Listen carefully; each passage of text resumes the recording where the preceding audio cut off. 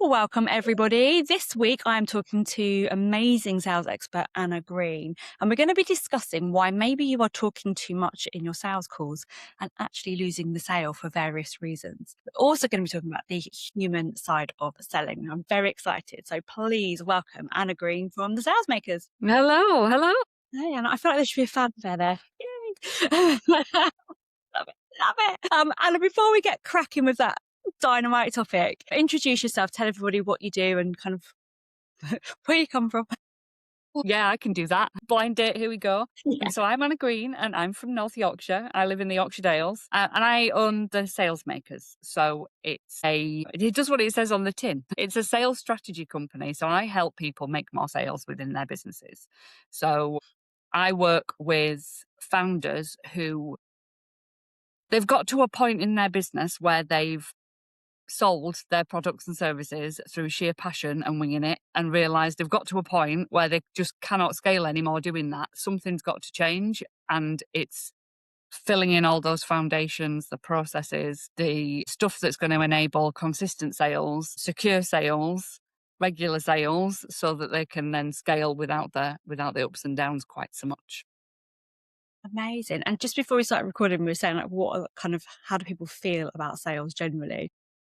And what I really loved actually was that you said sales don't have to be icky. So let's start there, because I know an awful lot of people, not just in franchise, but they find sales really difficult because it's the thought, isn't it, of selling something. Yeah, totally. So many people think, oh, I've got this amazing product, this amazing service. I want to make an impact. I know people are going to love this, and start a business, whatever style of business it is, with that in mind. And then they realize, well, actually, I'm going to have to do that one thing that I hate, that I see people doing so badly, and it's put me off for life. And I really don't want to be like those people, but I've got to go out and sell. And we get in our own way so much about it. It's just the weirdest thing. And we can feel so icky about asking people for money. Especially, I'm a Brit, you're a Brit. We Yeah. don't like talking about money. Brained. Don't like asking for money. So this whole asking for people to either help us or pay us, or, that exchange of something for money can be a really difficult thing. And then that fear of rejection, or the fear of being thought of as somebody who's pushy and salesy. Gosh, no, it's awful. I have to say, one of the bits of feedback that we got from Disruptive. So Anna was at the Disruptive Franchise Awards this year. She's one of our panel guests. One of the biggest smiles on my face was when I read a piece of feedback that said, it was lovely to be at an event where I wasn't sold to all day. And I was like, yes, we cracked it, because there were sales messages throughout the day, but we weren't like, hard sell, run to the back of the room, 10 people only, and all of that nonsense. And I was really proud of that, because it goes to show, doesn't it, that sales really doesn't have to be icky.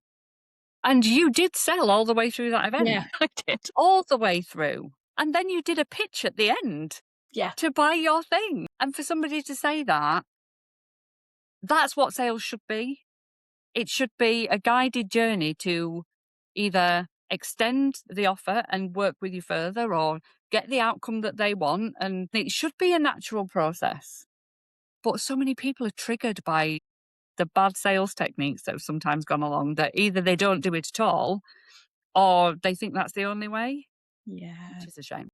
Absolutely agree. As you were talking there, actually, I was thinking about what we were saying on a previous episode about AI, and that we only really recognize it when it's done badly. And therefore, because it's been done badly, it clangs and we go, oh, I don't want to be like that.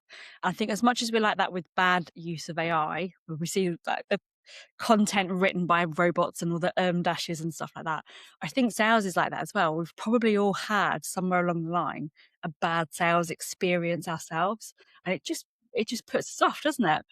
Yeah. Yeah. And not surprisingly, really.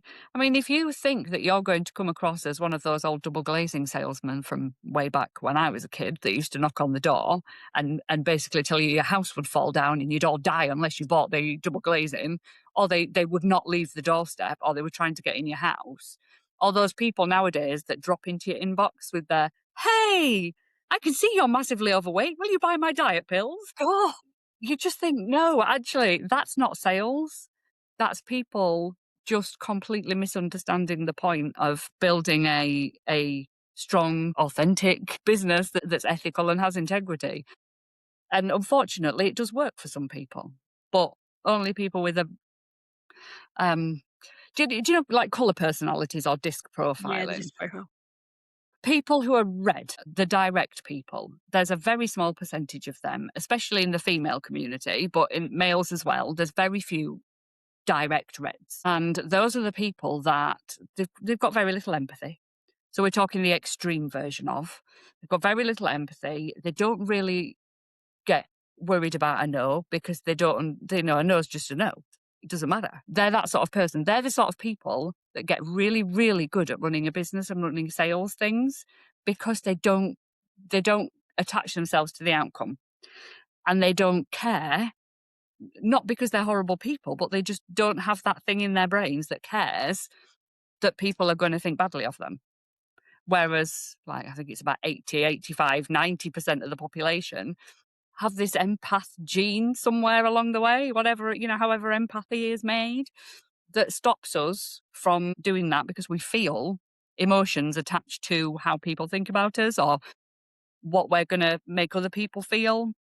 So that stops us from doing this thing, but it works. That whole DM 100 people a day, send these weird messages through people's websites and, just like spam the world with your thing. Can't remember how many times I get in my website contact box, buy these dog leads. Like, no, don't have a dog. That's what people perceive as sales, and it's sales for a certain very small type of person. And actually they don't they don't matter to you. If that's not how you want to sell, you don't have to sell that way. And you're not going to come across that way if you do this with integrity and the right way. Love that. I really do. And you're so right. And it's the reason that people don't want to give their email address because they think I'm going to get spammed and unsubscribe and all the hassle of it.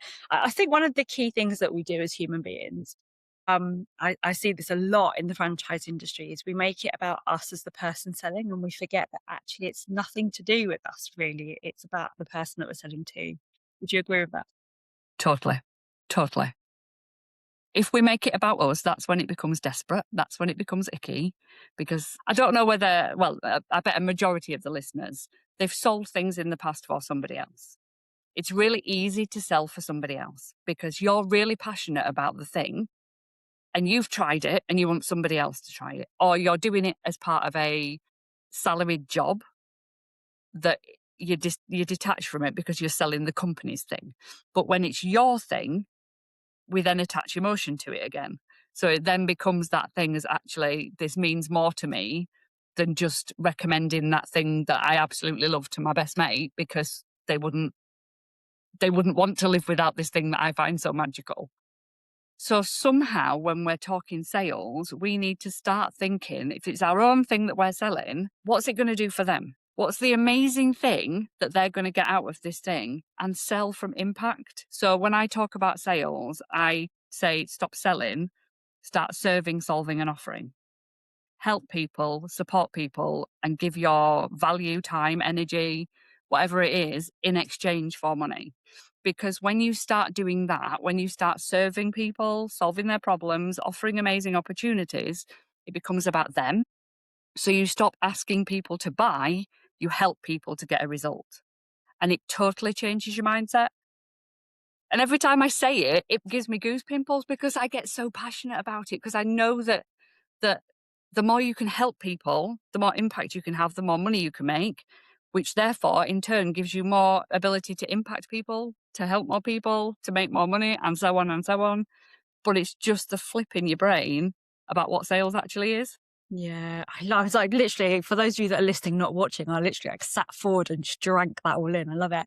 I really did. I can feel that passion. I think also, particularly with with those listening here, like the franchise audience, I think when we are sold to as business owners in this sector, it's very much like how we can help you make more money. But most lifestyle franchise businesses started because they wanted to have a bigger impact. And exactly what you just said there, that focus on helping more people, having that bigger impact, and the money should flow from it. It completely changes how you show up to sell, right? Yeah, totally. And when people are selling, If they're trying to sell to somebody that just wants to make an impact and it's a lifestyle business, it's not about the money, they're not going to buy into that thing anyway. Whereas if that person on the other side was saying, actually, do you know what? I can help you do this, this, and this. I can help you make an impact. I can help you change the lives of those children that you're doing classes for, those people who are buying into that thing that you've got, whatever it is, they're the they're the ones that are going to make you buy their thing because they've nailed that messaging because they know what your problem is. This is why it's so important to know your ideal client. So important because if you know who they are, how they feel, what they're going through right now, where they want to be, your package, whatever it is you sell, becomes the solution to that thing. It becomes the thing that's the no brainer. And I think this is where so many people get it wrong and why so many people can't close sales or they're not getting people buying through their social media marketing or whatever is because they haven't got that bit nailed. Yeah. Yeah, I agree with that. And you've worked with some people in the franchise sector as well, haven't you, Anna? I know you've done some audits and things like that. What's the most common thing that you see getting in their way? I think a lot of the time they've done what I said at the beginning. They've wung it so far. They've been sticking stuff out on social media and hoping for the best, or going out there and attending the events and talking to people and the rest of it. And then it's the process from there. So it's the process from meeting the people, building the like, know, and trust and understanding, and then the offering that there's so many leaks that I see. And these will vary depending on people's strengths. But more often than not, there's just not a clear pathway for those people to follow to take them from being somebody you've just met to being a hot lead. And it's just then missing so many people from that journey. Because if people could understand what you do and who you help and how you're going to massively help that person and why them and why now, and then be able to fill that gap for them that they've got with your product and ask the question, do you want it? Then I think that's probably the entire of a sales journey that is fragmented for a lot of people. And that's where I come in and help people fill those gaps, get that process not in a techie way or like a really structured, systemized, you must use this script type of way, but in a way that works for them, that that makes this journey smooth for them, repeatable for sales teams, for franchisees, the franchisors, and for anybody to follow so that they can get more of people coming out of the other end of this journey buying the thing. Yeah, I love that. I think one of the things that we really miss is that we've all got it so drummed into our heads that we have to get more people in the top because we know this funnel shape and we know that we've got to get more people in the top. And if we get 100 people in the top, someone will buy at the bottom. But we completely forget the connection in the middle that's so necessary because you can put 100 people in the top, never speak to them again. Guess what? They're not going to buy from you. And I think from my experience in franchise as well, so when I first came into kind of looking at franchise recruitment stuff, it was quite shocking because the whole notion was speed to phone. We wanted to get them on a call as quickly as we could. We've got a brochure, like download, let's get them on the phone now, quick. Don't want to waste any time. I don't know you. Why on earth would they go on the phone? I don't talk to anyone on the phone. I screen my calls. I'm one of those people. But what I'm all about at the moment is educating them to let's not rush them onto the call. Because when you try to rush somebody onto a sales call, they know it's a sales call. They're not, we're not talking to people who don't understand this. And they go, I don't want to be on sales call. I've just downloaded a brochure. I just wanted to look at the PDF. And actually in my agency system, it's all about extending that timeline in a way that creates better know, like, trust. I think Dan Priestley says they've got to see you something like 11 meaningful times rather than like 37 touch points. They've got to spend a few hours with you if they're going to spend significant money on a franchise. And yet we're still watching people go, yeah, get on a call. And then getting annoyed that they've been ghosted because they didn't turn up. So, yeah, I completely agree with you. And we just forget that we have more work to do. The email address is not, the permission slip that it used to be, right? Very much not. And I don't think it was back in the day, to be honest. I don't think that system ever particularly worked very well and is not suited to us people pleasers. No, not at all. But the problem is some people they'll download that brochure and they will be ready to buy.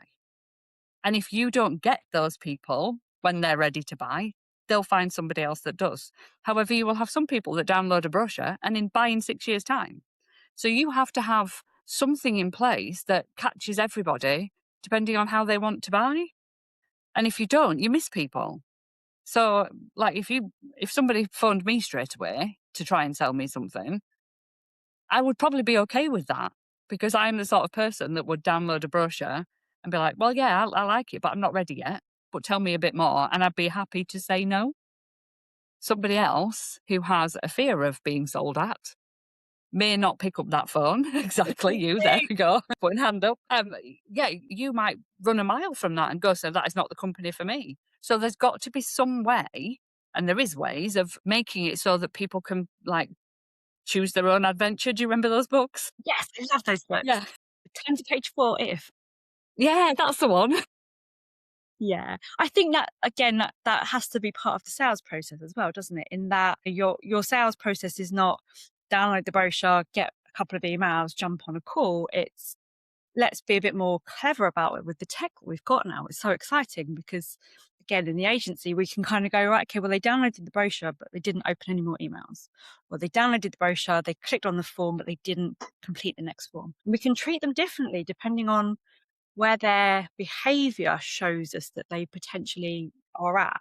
We're always only guessing, but rather than that generic one size fits all, I think it's really, we've kind of, I think, as a population, trained ourselves to be a little bit fearful of giving the details as well. I think also what I'm seeing in franchise with my clients definitely is that they are, so in franchise, like a notorious, like 6 months is like the average time from download to brochure to making the sale. But what I'm actually seeing as a different trend is that people aren't downloading that brochure. They're binging you on social media a lot longer before they're even willing to download the brochure. So by the time they actually get that brochure or enter the funnel, however they enter the funnel, they are actually a little bit more, they've kind of sold themselves a bit more, you know? It's a hurdle for them to cross in their mind rather than for you to pull them over.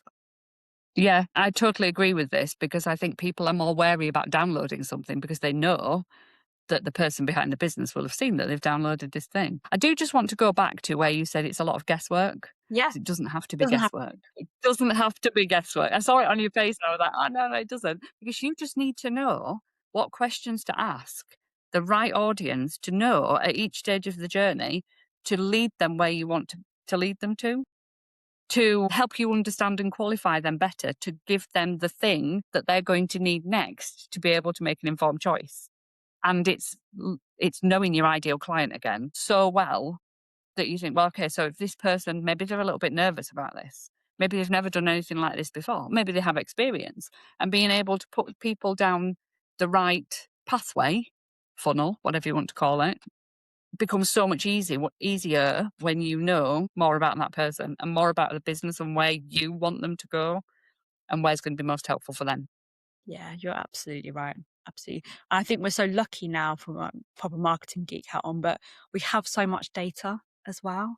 So it's a case of like you're dead right. It's not the guesswork really. It's about going back and looking at the data and optimizing and again, talking to people.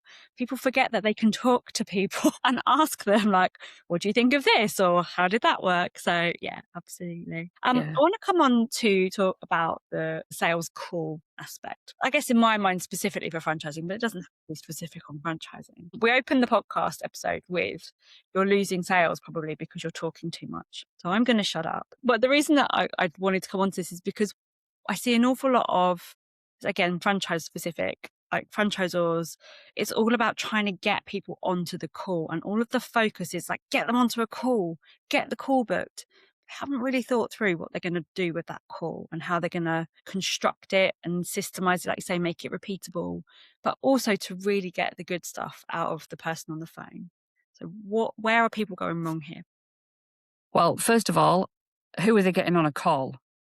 If they're just trying to get anybody and everybody on a call, what's the point? Some people, like we said before, are not ready for a call. You'd be wasting your time, especially if your calls are an hour long, which they really shouldn't be. But I know people that do. So the first place I would start to look is, how are you qualifying these people to get them on a call? How are you making sure that they're a right fit before the call? Because what tends to happen is so many calls, they're already failing, they're already a no because they're not ready to buy. They haven't yet seen the value in buying, they don't understand why. So you'll tend to find that lots of people who get low conversions or lots of no's on sales calls or people not turning up, it's because of this reason. And the excuses, like, oh, that's expensive. It's not too expensive. They just haven't been shown the value of it yet. It hasn't filled the gap from their problem that they've got and the solution that they want. So they don't see the value. They're saying, oh, wow, oh, it's lovely, but I'll have to think about it. They weren't ready for the call. So there's that bit first. And then on the call, once you've got the right person, why do they think this is great for them? Ask them that question. You've booked this sales call. What are you excited about starting this franchise? Why would you love to come to this thing? What is it about this package that you found so appealing? Find out their thing. Find out what their problem is. What do they want to take? Where do they want to go with this thing? And get them telling you why they want to buy it. Stop trying to convince them. They've come on the call because they're ready to buy, hopefully. If not, you've got something wrong earlier on. But they come on the call because they want to buy. So, you shouldn't be doing convincing at any point because that's why they're there. And then it should, in inverted commas, be an easy sale because they're already ready to buy. So you're not handling objections. That should have all been done way before this point. You're answering questions. You're providing reassurance. You are being their confidence because you know it's right for them. And if you know it's not right for them, you tell them so. And you make an executive decision that is the way to go because you'll know. And they take your confidence and your authority that this is the right decision as the reason for buying. So it just becomes a whole different conversation. I've never done sales calls where I've had to pitch to somebody. And I've done sales calls for recruiting, for buying products, for big package, high ticket mastermind type things, for sponsorship packages for events, 50, 100 grand's worth of stuff. There's never been any convincing or handling objections because they're already pre-qualified. They've already come onto the sales call to buy the thing. And if that's not happening, it all needs looking at. Yeah, I completely agree with you. So aligned. We've just got an entire system that does all of that stuff, which is beautiful. I think from my point of view, I was just sitting there thinking about conversations past with people that I've sold franchises to. And you're so right. Not one of those people that I ever sold a franchise to, like when I was doing the calls, did I have to twist their arm or convince them, or like it should all be done beforehand, which makes it a really nice chat and a get to know you. And are you right? In franchise, we have this thing where I say we, like certainly people that work with me say it because they're kind of, it's drummed into their brain. But we don't sell franchises. We have to talk about selling franchises as the common language and communicate what we do because people understand that. But we don't actually sell franchises. We award them. We should be awarding them to the right people.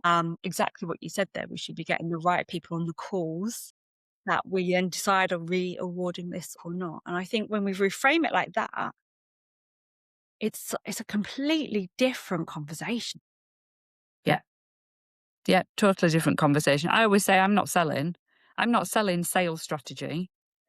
I'm giving people the opportunity to earn an absolute ton more money in less time with less stress and give them their life back.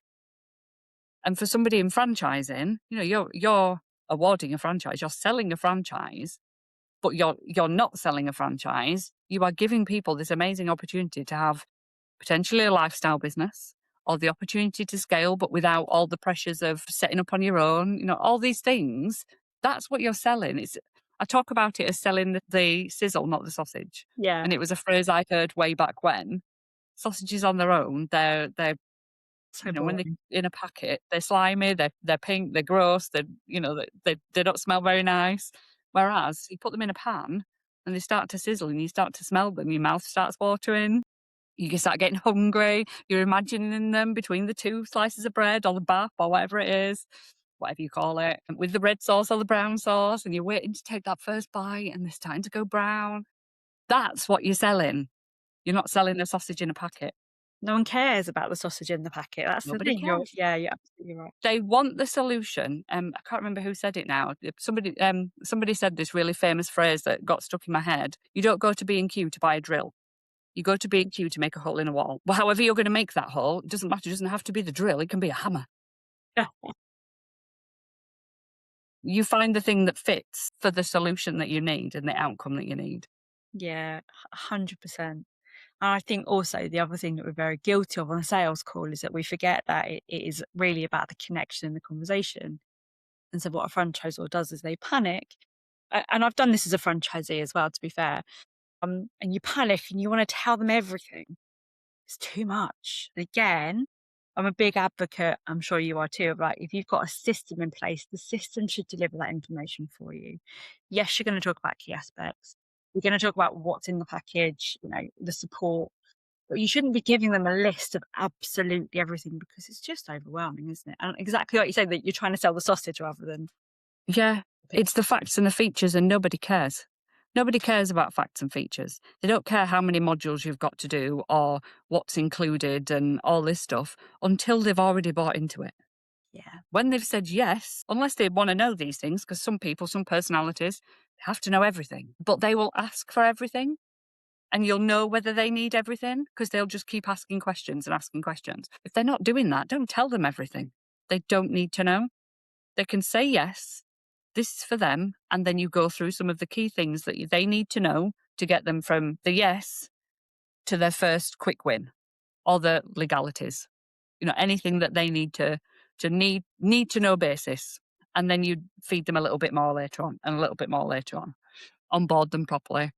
Yeah. Do it that way instead. Love it. Absolutely love it. So yeah, so stop talking so much. Stop giving them everything. Stop selling the sausage. Just gold in this episode. I love it. I love it. Anna, how can people find you if they want to come and say hello or connect or work with you?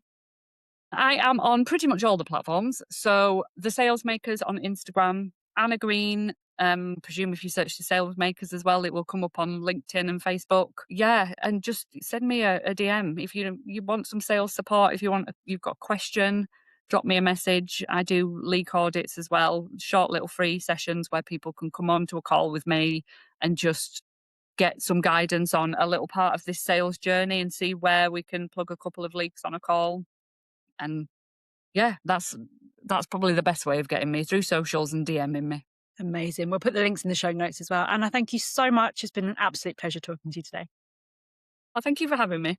Thank you.